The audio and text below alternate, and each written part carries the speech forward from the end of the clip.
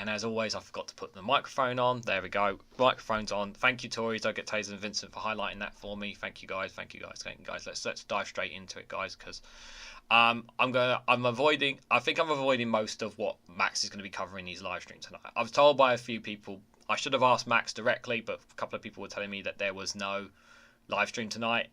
That is actually happening. So I literally only had about 20 minutes to get everything sorted for you guys. So let's dive straight into it, guys. So the first one I've got for you guys is from The Guardian. It's the End Government by WhatsApp urges the former GCHQ head. So David Oldman has told parliamentary inquiry the platform should be restricted to background mood music. What? Oh God. The thing is, guys, they should not be even using WhatsApp messages anyway. Like even I remember when Nicola Sturgeon was saying like they shouldn't be using WhatsApp messages, and for the Scotland parliamentary, why are we even using this app in the first place? I've talked about this before in videos before, guys, but they should not be using this. They should be using an internal social, an internal messenger within the government. You know, one that's exclusive to them within, like they have their own separate phones and all that kind of stuff. It should be exclusive to them. It should not be covered by WhatsApp in any way, shape, or form. A private company should not have access to messages of such high security. I don't care how encrypted and secure WhatsApp messages are. They should not have any. They should not be doing any kind of exchanges whatsoever. It should not be. And the fact that they're able to kind of get away without messages and get away with not handing in their messages as well is a bit of a con as well, guys. Because I only just throw this together. Just a couple of caveats as well. If you hear some noise in the background, apologies. Like this, I only just had to kind of throw this together like in the last 20 minutes, guys. So I do apologise for that. So let's dive into it. So the former head of the GCHQ has called for an end to the government's handling crisis over WhatsApp, saying the platform might suit gossip and informal exchanges, but it's inappropriate for important decision making. To be fair, guys, I don't know how important those decision makings were, but I saw more slagging off here than decision making actually made on those WhatsApp messages that we saw in the COVID inquiry. But that's just me. So David Ullman, who ran the UK's intelligence service before becoming the permanent secretary of the Home Office and the Cabinet Office, criticised the way the government was conducted in the pandemic and said future crises should be handled with proper process. Speaking in evidence to a new parliamentary inquiry as the UK heads into a general election year, Ullman said the complexities and nuisances of any decent strategic analyst cannot be conveyed in a WhatsApp exchange. His intervention will put pressure on the government to ensure decisions are properly made and recorded in the future. It will also strengthen demands from Labour, which is ahead of the polls and has set out its plans. Keir Starmer's party has promised to overhaul the government's ethics system and improve transparency, but has not set out on how it would rethink Whitehall's decision-making process and business of government. The inquiry into strategic thinking in government was ordered after the pandemic by the Liaison Committee, which holds the Prime Minister to account. I've still got kids here, guys, so you may hear some noise in the background because obviously they're not in bed yet. So if you do, I do apologise, guys. Can't be helped. Omar, who was also a business professor of war studies and a senior advisor to cyber investment business, said he's evidence that ministers and officials then engaged in gossip and informal exchanges as they gathered for cabinet meetings, which helped let off steam when pressure had built up. It is understandable that WhatsApp messages might fulfill a compatible function during lockdowns that time limited much face-to-face contact, he said. But to judge the evidence by how made public the COVID inquiry, such as exchanges leaving aside the vile misogyny, had become the foreground means of forcing outcomes and not just sharing background music mood. That COVID rationale no longer applies. If it ever did, it is essential to have a good proper decision making if we are to survive a crisis in good order. These messages, the thing is, they shouldn't even have messages at all, guys. They really shouldn't have it at all. I mean, he's saying here it's understandable that WhatsApp messages might fulfill a comparable function during lockdowns. Maybe, but they shouldn't be using them at all. Like I've said, they should be using an internal form of communication, like an internal app, that should be made by the government, made by, I don't know, a company, but not WhatsApp, but an internal social media app of some sort where they can make exchanges to each other or whatever, and it should be secured and only exclusive, obviously, to the government. I don't like that it's comfortable by a third party in any way, shape, or form, and I don't think it should be. I think it's just too dangerous. The COVID rationale no longer applies. Even if it did, it's essential to have a good proper decision-making process if we are to survive a crisis in good order. He added there is little point in devoting effort to identify strategic opportunities and strategic threats and risks if, when the time for action comes, there is no proper process for weighing decisions against strategic goals and adjusting course accordingly. The complexities and importance nuisance of any decent strategic analysis cannot be convened in a WhatsApp exchange. No, messages is one thing, but actual video calls and face-to-face conversations are a bit more different, to be fair. There's a bit more to that. The use of WhatsApp by ministers has been under intense scrutiny since it emerged that Boris Johnson's government used group chats to make the decisions and discuss issues of critical national importance in the pandemic. The extent of such communications emerged in the leak to the Telegraph of tens of thousands of messages to and from Matt Hancock, the former health secretary, as well as during the COVID inquiry, in which messages in a group chat called the Number 10 Action Group were revealed.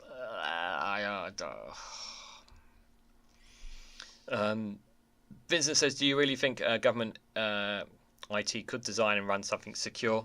Not this government, but I think a future Labour government I think they will get that if a future Labour government comes in and they set something up within the civil service to do that, it could work. I wouldn't have it directly. I would have it maybe set up. I don't know if this sounds silly, but maybe have it set up something and run within the civil service as a part of the government's IT system. Yes, of course, it costs money, but we're talking about very important forms of communication here. But I do think it can be done. Obviously, it comes at a cost as well. But how that's done is a good question, to be fair, Vincent. If I didn't say hello to everyone, Lefty Biter and Toys Like a Taser, good to see you guys as well. In one message, Dominic Cummings, Johnson's top aide, described the Prime Minister as careering around on WhatsApp as usual, creating chaos and undermining everybody. Lefty Biter says he would get outsourced to Serco. Yeah, it probably would get outsourced to Serco, to be fair. Mind you, we're outsourcing everything to private companies. Yeah, I know what. Actually, having said that, you're probably right. If Labour come in, they probably would end up outsourcing it to a private company as well. And then people would say, well, what's the difference between outsourcing it to a private company and then just using WhatsApp? Well, WhatsApp's used by everybody. Whereas if you do it if you're not going to do it within government, if you're not going to do it within government, and you're not going to do it in the civil service and the government IT, as Vincent put it there in the chat, then you will have to do a private company, but not with WhatsApp, not with a with a social media that's already public. You want a private one, an exclusive one, completely detracted from the public, obviously, exclusively and only for government ministers or whoever's in the government within government. Basically, is what you would do to keep it within confines of security. It would be the best thing if you can't do it within government IT and you have to do it by third party. I wouldn't be comfortable doing that, but I think it has to be one of these two options, I feel. Scrutiny of government decision making has also been hindered by Johnson and Rishi Sunak having lost their WhatsApp messages covering crucial stretches of time. Yeah, intentional, deliberate, just happened to misplace them. Yeah, we've talked about that before, haven't we, guys?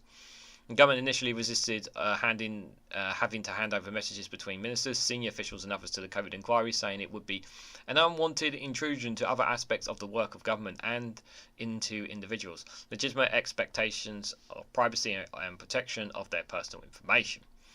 Johnson's former head of communications, Juro Hattie, told West Radio Wales earlier this year that the UK government was largely run by WhatsApp. The Cabinet Office has published guidance allowing the use of WhatsApp and other non-corporate communication channels as long as significant government information is officially recorded. This is information that materially impacts the direction of a piece of work that gives evidence to the material change of a situation. It means that many discussions deemed not to be significant do not have to be reported back. Omar is also critical the decisions during the pandemic is used to rip the tide and hand structures for responding to civil emergencies in favour of an ad hoc management run from a few offices in number 10. Maybe. During the COVID era, Johnson's government sidelined the usual cabinet office briefing room, COBRA process of emergency crisis management in favour of a new system of committees. Omar said, without prejudge to the COVID inquiry and future findings, I suggest it was not sensible whether the frustrations to scorn that system as well understood in Whitehall, local governments and the devolved administrations in place of an ad hoc management of a major crisis from a few offices in number 10. One of the advantages that seems to have been lost thereby is the disciplinary process that would have introduced consistency, a measured challenge to conventional wisdom, and the commissioning of strategic thinking of the wider impact of measures that have been contemplated, including the longer term after the crisis period had passed. In response to Omar's evidence, the government spokesperson said, in the modern age, ministers and officials will use a variety of channels of communications for discussion, and there are appropriate arrangements and guidance in place for the management and electronic communications. Yeah, but you shouldn't be using WhatsApp. Shouldn't be using WhatsApp in any way, shape or form.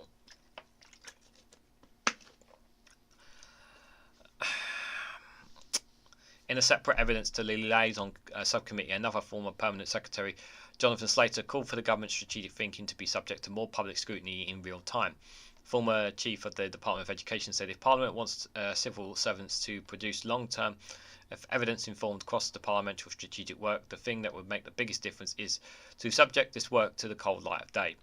The Institute for Government also called for more transparency around the government's strategic work, so mistakes could be avoided. The think tank said its research found a stark contrast in the transparency of economic evidence to use informed ministers' strategic thinking during the COVID-19 pandemic compared with the transparency of scientific evidence. Honest politicians would neglect the need, but how likely is that to happen, says Vincent.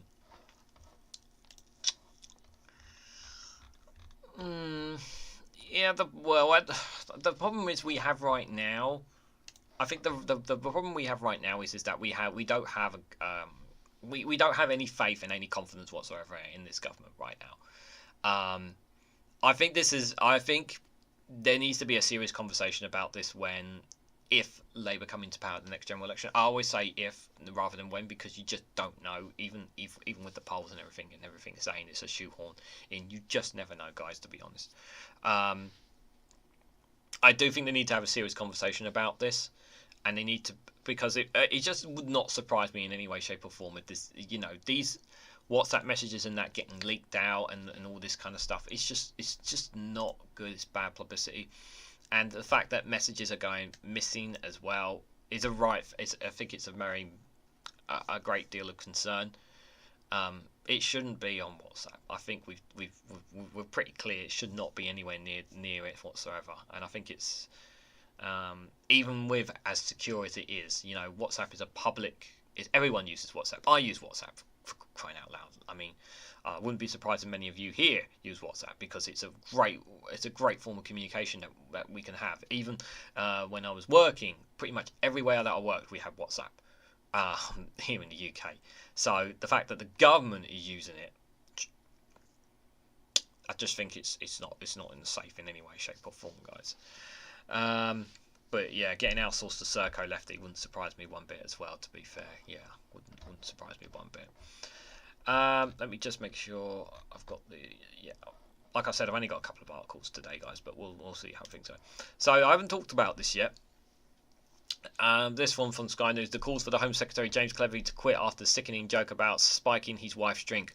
Mr. Cleverly had apologised for an ironic joke made at Downing Street's reception. He said a little bit of Rothropol in her drink every night was not really illegal if it's only a little bit. Is this the same guy that funded taxpayer money to warm his horses in there as well? This is the same person, isn't it? This is the same guy that called an MP's constituency, what is it he called? A shithole as well. This is one very nasty Home Secretary, James Cleverly. Like obviously, like, people are saying this, it's not 100% confirmed, but the worst thing about this is that, are we surprised? This is the worst thing. We shouldn't. The fact that we're not surprised by comments and remarks by these people in government just shows just how detached they are from the real world. How detached they are. They really, really are. And there's no place for these kind of comments in any way, shape, or form. And I think it's very demeaning to women to even make such comments, publicly or privately. Like, I think it's just absolutely sickening, that he sees that he sees women like that. It's despicable in every way, shape, or form. If it's to be true, of course. So James Cleverly is facing calls to quit after joking about putting a date rape drug in his wife's drinks, hours after the Home Office announced plans to crack down on spiking. You just could not make this crap up, guys. You just could not. You could not make it up. What he joked about is sickening. I hope his wife divorces him. I can't believe that. Well, I'm sure she's. I don't know what she's thinking. I really don't know what she's thinking. Yeah, it'll be interesting to hear his wife's views on this. Yeah, Lefty Bower and Vincent. Yeah, definitely. He's yeah, yes, he is, Ben Ridgens. I'm not going to say that word, but yes. Good evening, Ben. Hope you're doing well, buddy. Yeah, he is. All right, let's read into it a little bit more, guys. So the Home Secretary told female guests a little bit of Rothenapol in a drink every night. I don't know. You guys know what I mean by Rothenapol. I can't say the word properly, but you get it. It's not really illegal if it's only a little bit, the Sunday Mirror had reported. Mr. Cleverly also laughed that the secret to a long marriage was ensuring your spouse was someone who is always mildly sedated, so you can never realise there are better men out there. No, the key to a long marriage is to be honest and faithful and truthful to your partner, and they need to be to you, because if you don't have them, then you won't have a long-term marriage. That is the key to a long-term marriage. You want proof of that? My late nan and granddad, they were married for 50 years. They were married for 50 years. Did they have ups and downs like everyone? Yes, they did. But they didn't need to use a little bit of Rothenapol in their drinks. So shows what that shows what the Home Secretary knows. He doesn't. He clearly is not a very good pickup person. Must only be the money in his pocket that probably got wooed his wife into it. Merry Christmas to you, Ben Ridgens. Lefty Boy says I would get the F out of there if I was her. Yeah, I don't. Some women will just stay attached to their man no matter what they say. There are just those who will just stick like glue.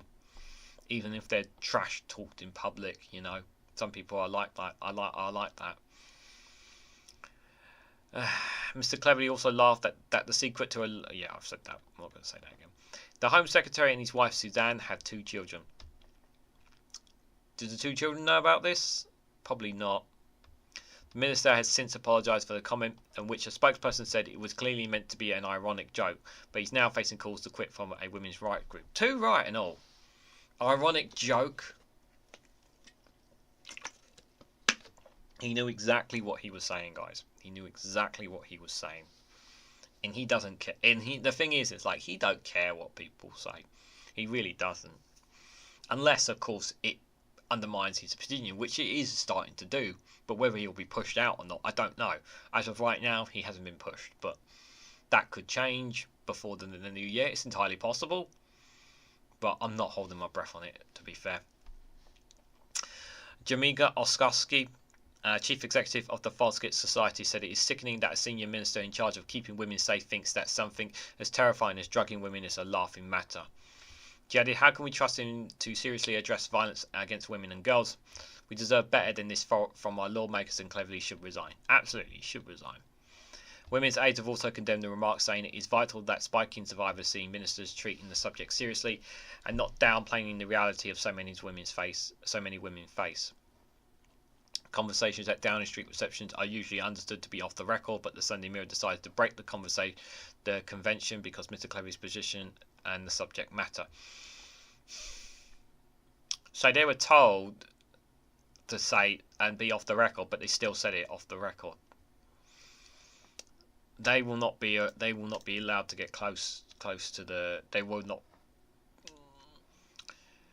Even though what he said was despicable, if you're told to say, if you're given information off the record, you're supposed to keep it off the record. If they were told that if they were said something to keep off the record, they were supposed to keep it off the record. I am just going to put that out there for journalists to, if you know, because now those who were at the reception Sunday Mirror, they could find themselves blocked from being at future receptions because they were told something and they weren't supposed to say anything. But then I can see someone in the chat now probably saying, well, it's in the public interest for us to know. Yes, it is in the public interest for us to know. But if the journalist is told something to keep off the record and they breaks that trust between them and the government. So I think that's an important point. Because there are conversations taking place between media and government where things are kept off the record. Now, obviously, this is something that we should know about. But there are times where, but at the same time, if they were told to keep it off the record, I think you do have to put that point in there, and I'm just being flat out honest. I'm not saying I'm not saying that they should have kept it quiet. What I'm saying is it's obviously like when journalists, it's important. Journalism they need to protect their sources and whoever they speak to. You know, that's the point I'm trying to make, guys. Spokesperson for Mr. Cleverly said, in what was always understood as a private conversation, James, the Home Secretary, tackling spiking was clearly meant to be an ironic joke for which he apologises. Yeah, the spokesperson apologises, not James Cleverly. Two very different things, guys. The Home Secretary has previously described tackling violence against women and girls as a personal priority and called spiking when someone puts drugs into another person's drink or directly into their bodies without their knowledge or consent a perverse crime. Well, isn't that what he's alleging that he's doing? Mm-hmm. Senior Labour figures criticised Mr. Cleverly's appalling comments, with Alex Davis-Jones, Shadow Minister of Domestic Violence and Safeguarding, said it was a joke and it's the most tired excuse in the book and no one's buying it. If the Home Secretary is serious about tackling spiking and violence against women and girls, then that requires a full cultural change. The banter needs to stop and it has to start at the top. Truly unbelievable. The Home Secretary, Shadow Home Secretary Yvette Cooper, said spiking is a disturbing and serious crime in which having a devastating impact on young women's lives. It is truly unbelievable that the Home Secretary made such appalling jokes on the very same day the government announced the new policy on spiking. It suggests that despite being the cabinet minister ultimately responsible for tackling violence against women and girls, he clearly doesn't get how serious this is. Victims will understandably be questioning if they can trust him to take the vile crimes seriously. No, how can you take him seriously if you see a headline with him making comments like that? How can you possibly take him seriously? You just can't. That's just it. You just can't in any way, shape, or form. You really can't. Vincent says the Mirror knows he will be gone, so WTF. Ben Ridgen said it's a stunning indictment of the Tory mentality corner in social media and what considered appropriate. Yeah. They want it to be what they want, guys. They want it to be what they want. I did get two funny videos for you guys as well. So I hope you guys enjoy this an old one here. Rishi 7 bins Sunak. Hope you guys enjoy. But the car industry hit back, saying Rishi Sunak's policy shift is anti-growth, anti-ambition and, of course, anti-environment. But Liz Truss has welcomed the move of the electric vehicle deadline, something she called for earlier in the week. Let's take a look. I'm sorry, but if Liz Truss ever suggests anything and then 2 days later you decide it's a good idea, then you may as well just go and kill yourself, quite frankly.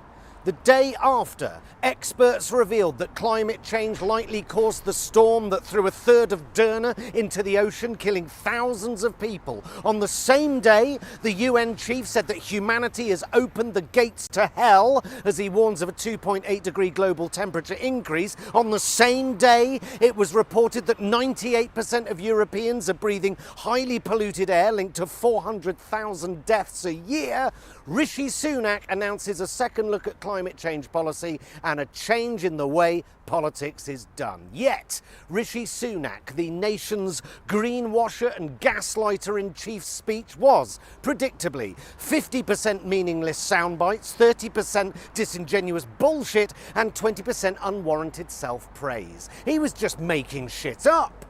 Which isn't exactly a new way of doing politics, is it? He's putting a stop to taxes for meat eaters, a tax that has never existed. He's saved us from being forced, presumably at gunpoint, to rip out our boilers, which was never actually an actual policy. And Rishi, 7 bins Sunak, has saved Britain from an imaginary recycling hell. 7 bins? Look, mate, if you find recycling too confusing, you shouldn't really be running the country. But he's doing all this because, unfortunately, net zero will make the cost of living crisis worse, and he wants to stop that. Really? Really? Because if this really is about helping hard-working families with their energy and transport costs, well, fuck me, what took you so fucking long? Because you've been screwing us all up the shitbox for 13 fucking years. Why the change of heart? They're not doing it because they believe in it. They're doing it because ULEZ isn't popular and they think it will win them a couple of votes. No real direction, no real belief, no idea what they're doing. Just hurling yet another populist morsel, this time for a policy they either won't be in government to implement or whose goalposts they can change depending on the weather. The extremely deadly weather. It's net zero, not economic incompetence, that is hurting your wallets. It's net zero, not profiteering, that's driving up your energy bills. It's net zero that will torch the economy. Really? Net zero? The government's Rwanda policy cost 120 million. Test and trace, 37 billion. Barges, 1.6 billion. 26 billion in fraud waste overseen by our now Prime Minister. Liz Truss, 30 billion. 30 billion just for existing. She cost the taxpayer 30 billion just for being a thing. But it's decent loft insulation that's fucking the economy, that's hurting your wallets. It's fictional taxes on sausages and stability in the automobile industry that's keeping you in poverty. Yeah. Here's one for you. What car does Rishi 7-bin Sunak drive? The Ford Fiasco. It's good, isn't it? Well, Sunak may have inadvertently managed to unite the energy sector, car manufacturers and environmental groups in... Classic one from Jonathan Pye there. Reminding us about net zero. That was 3 months ago. But wanted to bring back an old one from Jonathan Pye.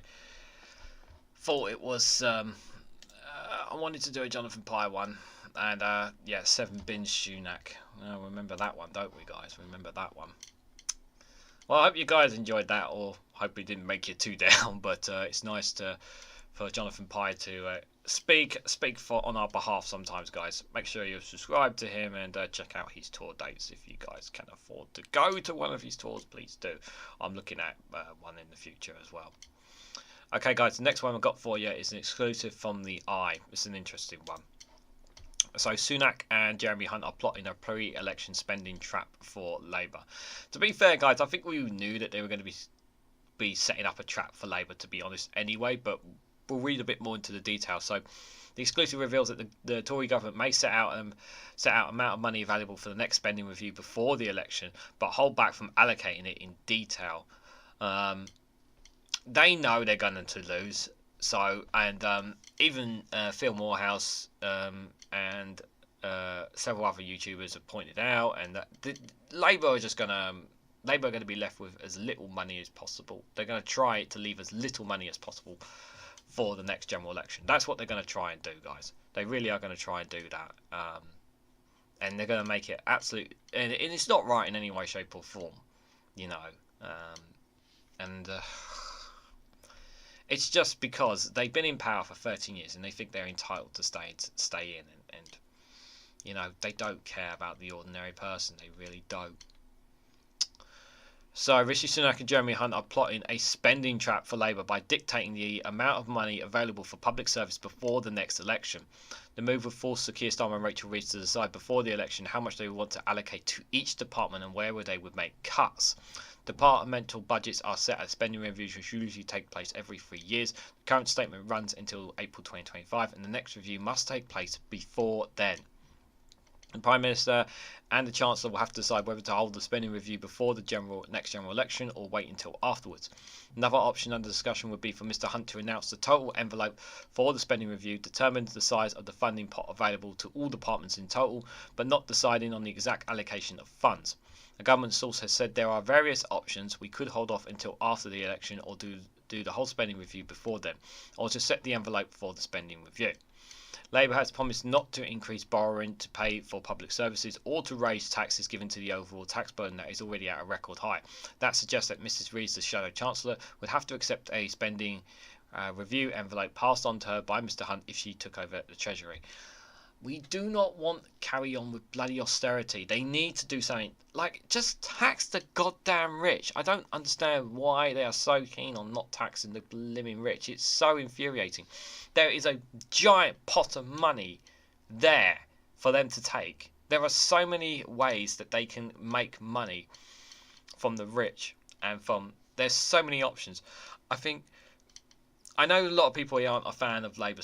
Some people here who are part of my channel are not a fan of Labour and Labour Social. But please go out of your way and check out Graham Hughes' Labour Social Christmas message, because he brought up some fantastic points of things that Labour could do to really make some money in very short space of time. Some great ideas, simple ones, but I just feel like they do feel like the Tory Reds sometimes, and I've even had a video dropping today talking about criticising Labour. I mean, there's a lot of criticism at Labour at the moment. Never mind just what's happening with James Cleverly and Sunak with his ridiculous Christmas message video there.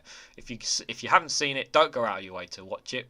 All I'm more concerned about is Sir Larry the Cat being held and kissed by Rishi Sunak. I think that's the worst thing that happened in that video, if I'm honest.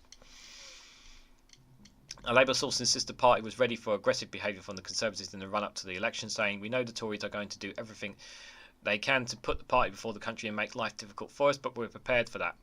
A Treasury spokesperson declined to comment, although it's understood that no final decision on the timing or scope of the spending review has yet been made.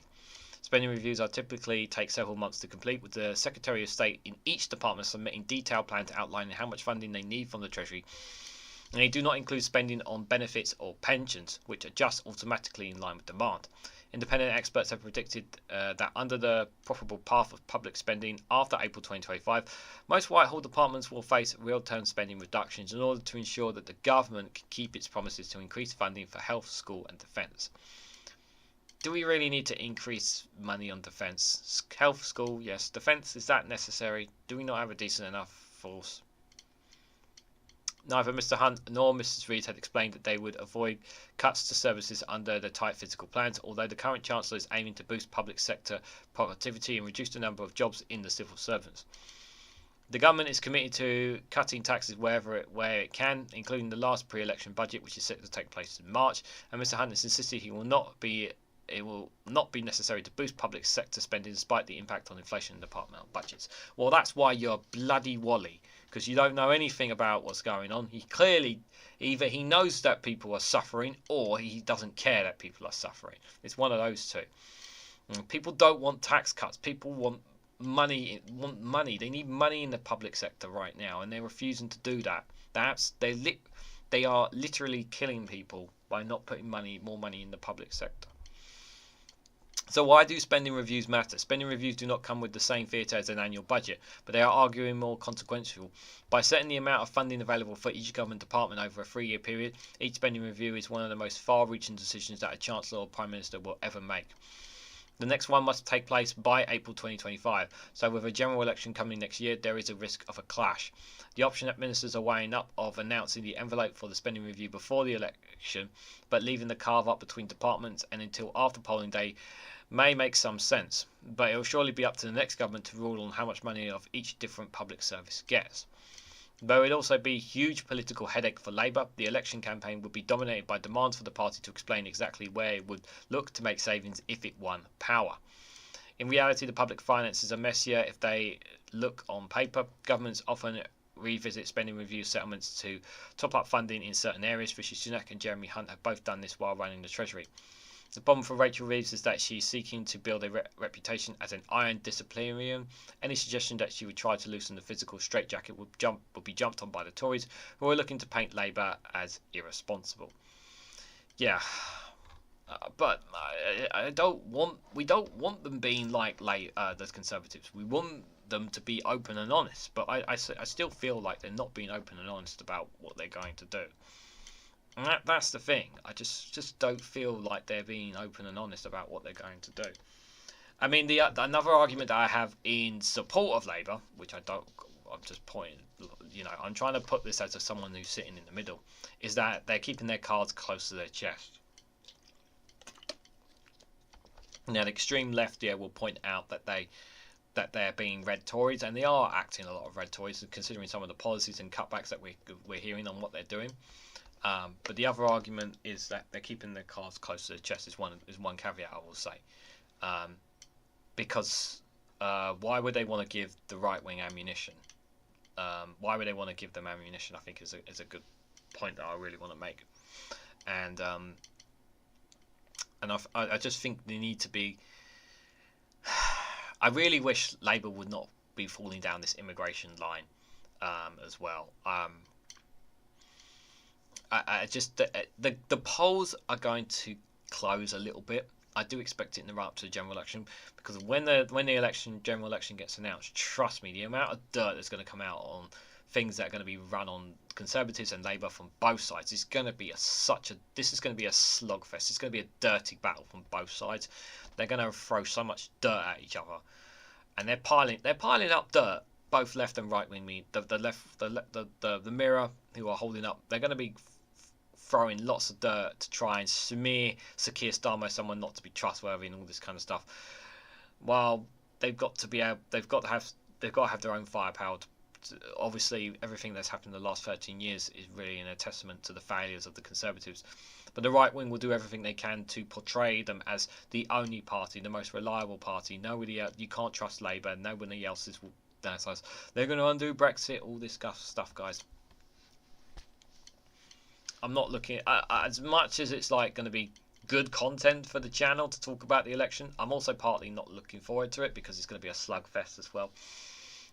There's going to be some real dirt coming out from both sides, not just from the Conservatives as well. Vincent says the Tories will leave a blood-soaked note so long, and thanks for all the cash. We won't see you won't see you offshore. Goodbye. Yeah, wouldn't surprise me at all.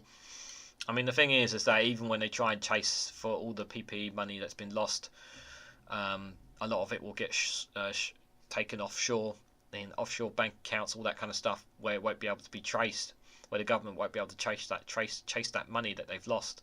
That's the other problem as well. They're gonna have a hard time chasing that as well, guys. So I've got one more story for you guys. If you can while you're here, really appreciate it if you hit the like button, share this across social media, and hit that bell notification icon so you'll be notified of when I go live. And if you're not a subscriber, please subscribe. It really does help the channel. And if you want to financially support me, you can do it a couple of ways. You can either buy me a coffee, you can join me on Patreon for exclusive content, or you can join membership here for just 99p, guys. I will be adding more to the YouTube membership in due course. But if you're not a member and you're considering it, you can join for just 99p. That's all it is, cheap as chips, guys. Joe, good to see you here, buddy. I do apologise. Yeah, I had to kind of throw this together at the last minute. I'm having an election night party, says Lefty Boater. Well, you know, if Labour do win, which we are expecting them to win, the only thing that I want to see when it is announced that Labour are the next party, I want to see Keir Starmer, Angela Rayner. I want to see them I want to see like a group of the shadow cabinet becoming a cabinet. I want them to sit there in front of the cameras having a beer and curry. I want them to have a beer and curry, and I want it in front of the Daily Mail journalists there. I want them to shove it in their faces, because what they ran during COVID was despicable. I really want to stick it to the Daily Mail, if I'm honest. 91 Leeds, good to see you, buddy. Hope you're well as well. A lot of the money will be going to the Isle of Man, allegedly, says Jow. Or Switzerland, or the Canaries, somewhere away. That's for sure. Countdown to Power, good to see you, buddy. Hope you're doing well. Also says, I'm also looking forward to an actual election night, obviously, but dreading the campaign and the lies and the toys, and the Daily Mail will tell. Yeah. Guys, again, if I say, as you hear noise in the background, I can't do anything about it, because I kind of threw this live stream at the last minute. So let's get on with the last one, guys, because we've got about 20 minutes. So I don't want to clash with Max's live stream, obviously, guys. So it's from The Independent. Is the UK sleepwalking into a lethal US-style optic drug crisis? So warning that drugs are so potent the grade of sand dosage can be fatal, could spark a US-style drug death crisis. So what is this about? So this is about, obviously, drugs are getting out of control in the UK. It's not a good sign whatsoever. Another issue that we have taking place in the country, and something that we need to talk about. So let's read into it, and I'll share my thoughts along the way, guys, and I'm sure you guys will too.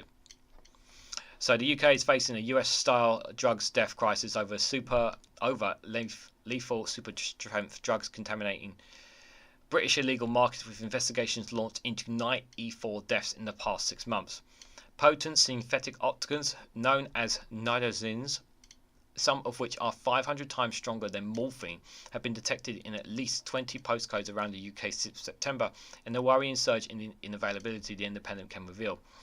The drugs are so dangerous that a dose of the size of a grain of sand can kill the contaminated heroin supplies since 2019, but are increasingly found on counterfeit prescription anxiety medications sold on the dark web and at online pharmacies. I'm just going to put this out there. Do not buy medication on the dark web.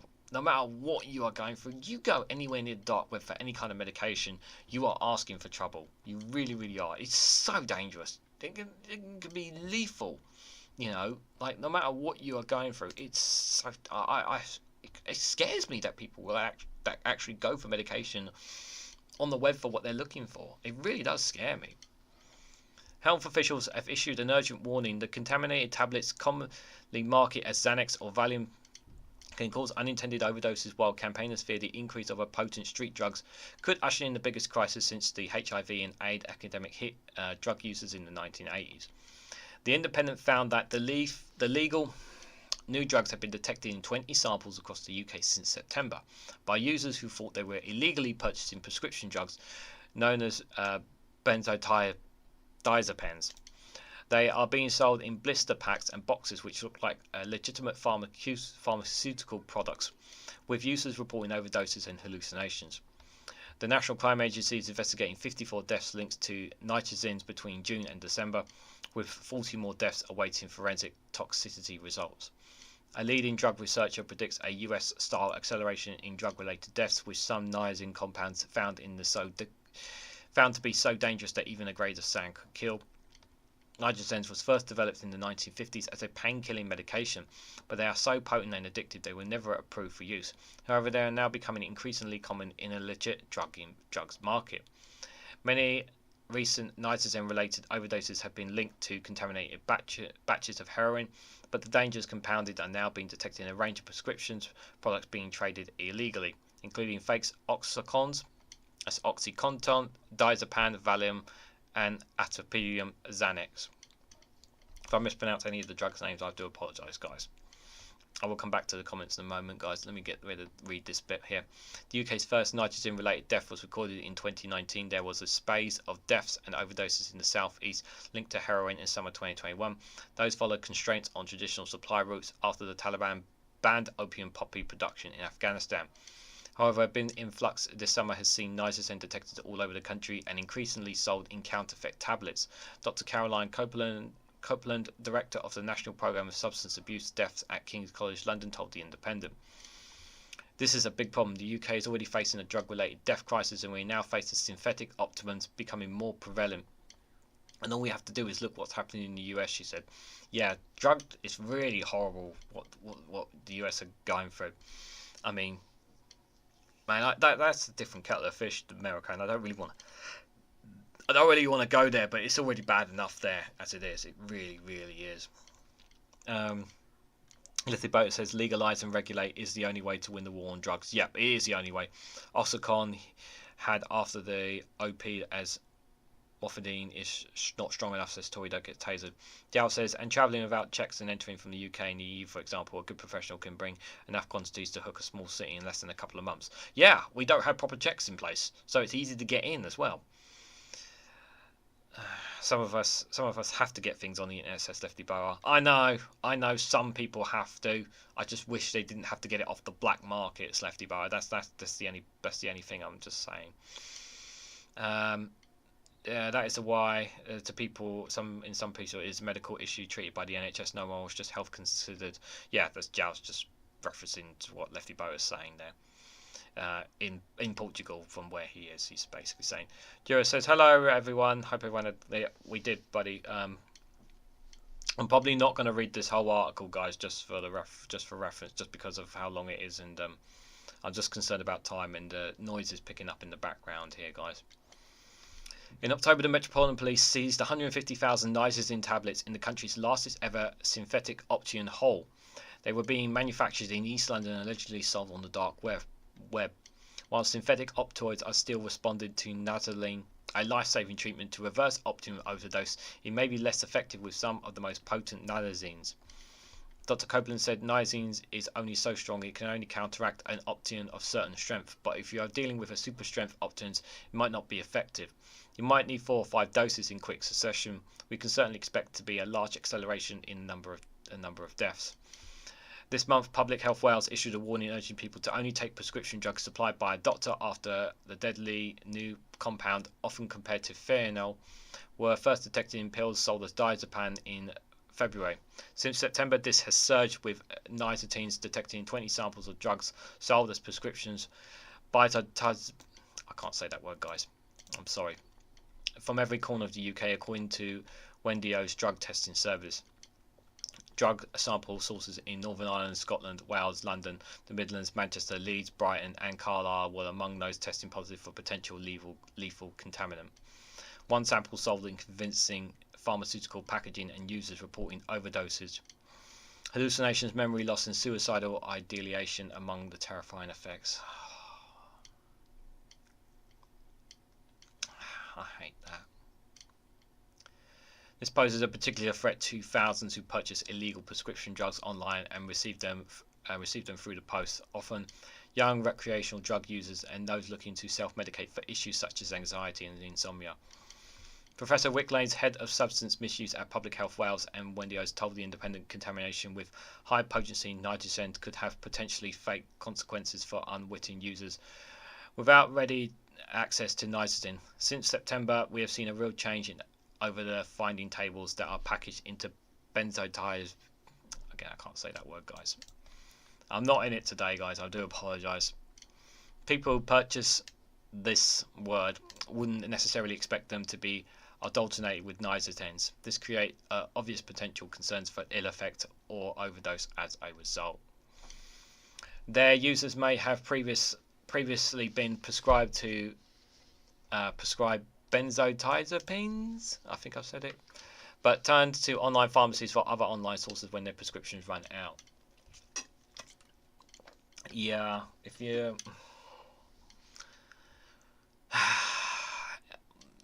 this is also something that, yeah, like you said, yeah, there needs to be this needs to be stopped as soon as possible. Labour need to get on top of this. Let's see the things that Labour will need to get on top of when they come in, if they come in at the next general election.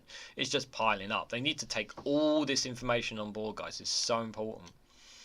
They see themselves as taking a medication that maybe previously had been prescribed and can't see a problem with it. All we had. Chris Ritchell, head of harm reduction at charity Crankscon, said the risk of overdose in unwitting users is incredibly high. He told The Independent it's one of the features of the Nizine story. It has contaminated a range of drugs. Daily users of Optons have a tolerance, but for those who don't use heroin and don't have any tolerance are really at high risk. They assume that contaminated drugs isn't something that really affects them. The NCA and the Department of Health and Social Care wrote to the Chief Coroner in July over deaths linked to the drugs, although the contents of the letter have not been made public. The NCA's Deputy Director Charles Yates confirmed 54 deaths were linked to Nizine between the 1st of July and December the 7th, with the most recent deaths recorded in Brighton on the 5th of November, while another 40 deaths are awaiting forensic toxicity results. However, due to limiting screening for the new substance, it is feared the number of fatalities could be far higher, with drug support groups reporting clusters of overdoses. Some 19 of the recent deaths took place in the West Midlands after Nizine were contaminated the heroin supply. In Dublin last month, 40 overdoses were recorded in 24 hours as Nizine was discovered in the city's drugs. It wouldn't be surprised if there was even a tenth of it. I think the real number is probably many times that figure, Mr. Ringrell had added.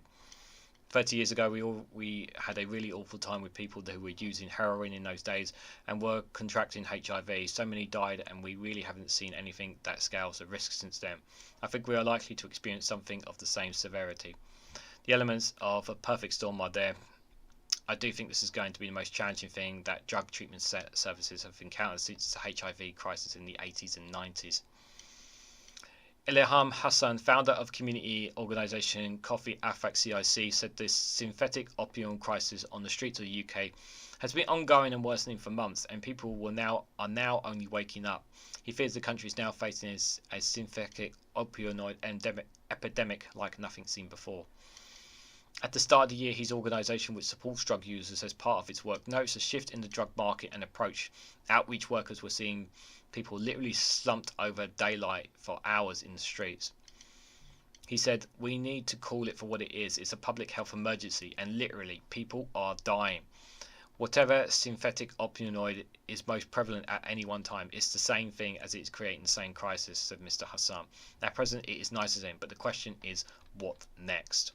The Home Office announced in November it was cracking down on synthetic opioids with 15 new drugs, including 14 Nizine compounds, set to become Class A in the new year, but there are concerns it will do little to stop it flooding into the illegal drug market.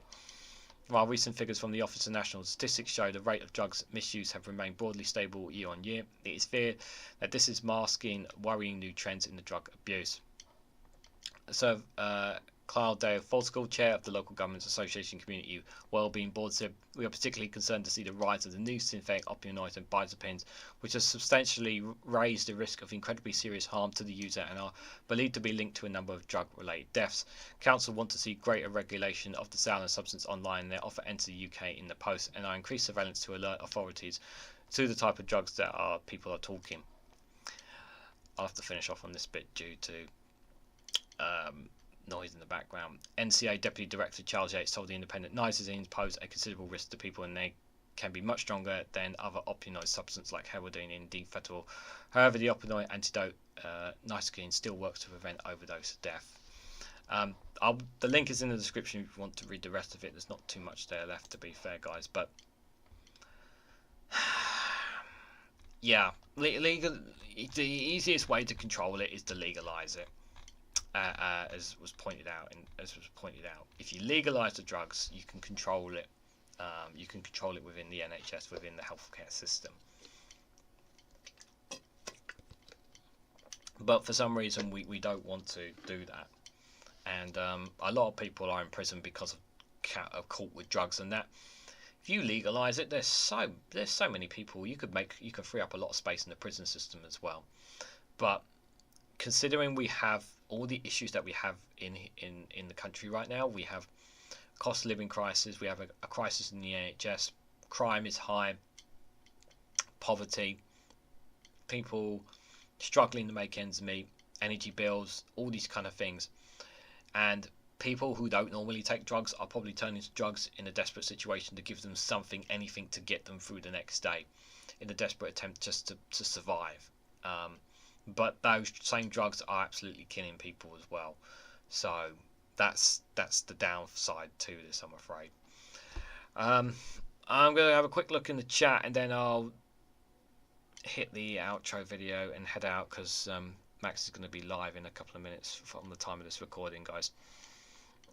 These chemicals are amazingly easy to produce, which is why some key components have to carefully monitored. Not an easy task with checks at borders impossible in a borderless country, says Zhao. In the same logic of the common market, reason why controls at borders have been so tight, if it enters into one country in the EU, it spreads to all other. The UK is now one country watching it. Yeah, it is. Merry Christmas, Rebecca. Unfortunately, you come at the wrong time. I'm just about wrapping up, I'm afraid. And everyone's saying Merry Christmas, Rebecca. Yeah, so guys, I do apologise again for the very, very, very short notice change time slot to the stream. I literally had to scramble in like 20 minutes to get this going, so I do apologise, but obviously it'll be there in the back. It'll be there for you guys who want to catch up with it later. But I did not want to clash with Max's live stream, and I should have asked him, and I did not. So, but it's fine. So, guys, thanks for coming along. Really appreciate it. If you can, hit the like button, share across social media, and hit the bell notification icon so you'll be notified when I upload another video. And of course, if you want to financially support me, you can do so by buying me a coffee or joining me on Patreon. Just remember, guys, tomorrow night, the Snowflake show, myself and Lee Corn will be there. And then, of course, on Thursday, I'll be doing the Snowflakes corner as well, guys. So I've still got quite a busy week to go. I've done obviously content today, and tomorrow was recorded back on Saturday, so I'll catch up with content tomorrow for you guys. But thanks so much for coming along, guys. I've got one more video, one funny video to see you guys out. It's an old one, but it makes sense, yeah, with everything, guys. So I hope you guys enjoy this.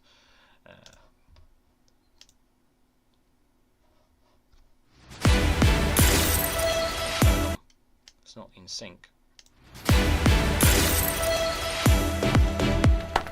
Welcome to Broken News. Tributes have been paid to Context, which has passed away at the age of 70,000. For years, people relied on Context when discussing controversial issues, but will no longer be able to, because it's dead. Our reporter has more. In recent years, Context had been under attack from all sides. Tabloid newspapers, social justice warriors, and your mate from high school who believes Disney created the movie Frozen to change Google's search algorithm so that when people looked up Disney Frozen, they'd get stuff about the movie and not about Walt Disney himself being cryogenically frozen. Some tried to defend Context by thinking about complex issues for at least 30 seconds before saying anything. But they were drowned out by a tidal wave of loud, thick idiots who desperately wanted people to pay attention to them. In a statement released earlier, a group known as the Context Usage National Termination Society said, "Yeah, it's a bummer for some people, but we're glad Context is dead. We are no longer slaves to Context, and now we can have really ill-informed, simplistic views on incredibly complicated issues like Israel-Palestine, Brexit, and trans rights. RIP Context." Well, Broken News has learned that since that statement was made, the group has been cancelled for using the words bummer and slaves. Back to you. Well, we would like to say sorry for the strong language heard towards the end of that report, particularly the use of the words bummer and slaves. Broken News would like to apologise unreservedly, and we assure viewers that our reporter's contract has been terminated with immediate effect. What a lovely story. That's all from Broken News. You're up to date.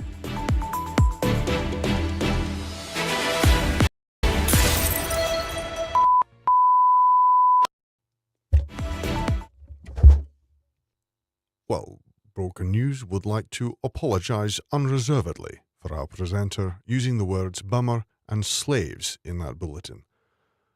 And Broken News would like to assure viewers that their contract has been terminated with immediate effect.